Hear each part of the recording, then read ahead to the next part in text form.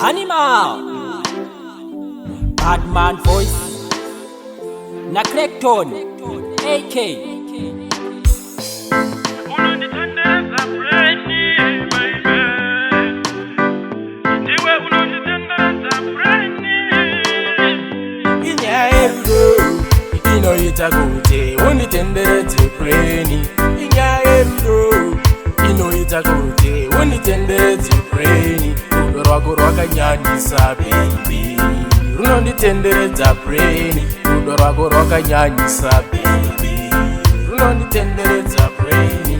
inini newe tiri vanhu vaviri, wechitatu Yohana tiri. Unonditenderedza breni kuita sevhiri, lavu yako iri mandiri. Ndokuda wakanaka samadhambosi, haundimhanyise kuita setrimuresi. Unonyatsondipa lavu ine maspice, unondipida bho kungetengere gasi. Inyaya yerudo inoita kuti unitenderedze breni. Inyaya yerudo inoita kuti unitenderedze breni. Rudo rwako rwakanyanyisa baby, runonditenderedza breni. Rudo rwako rwakanyanyisa baby, runonditenderedza breni. Baby, ndiwe chirorodzima changu, ndiwe mai vevana vangu.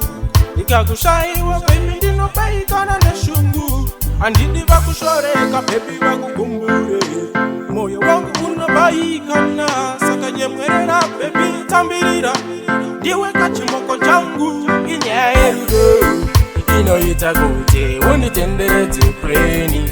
Inyaya yerudo inoita kuti unitenderedze breni. Rudo rwako rwakanyanyisa baby, runonditenderedza breni. Rudo rwako rwakanyanyisa baby, runonditenderedza breni. Inini newe tiri vanhu vaviri, wechitatu Yohana tiri. Unonditenderedza breni kuita sevhiri, lavu yako iri mandiri. Ndokuda wakanaka samadhambosi, haundimhanyise kuita setrimuresi. Unonyatsondipa lavu ine maspice, unondipida bho kungetengere gasi. Inyaya yerudo inoita kuti unitenderedze breni. Inyaya yerudo inoita kuti unitenderedze breni. Rudo rwako rwakanyanyisa baby, runonditenderedza breni. Rudo rwako rwakanyanyisa baby, runonditenderedza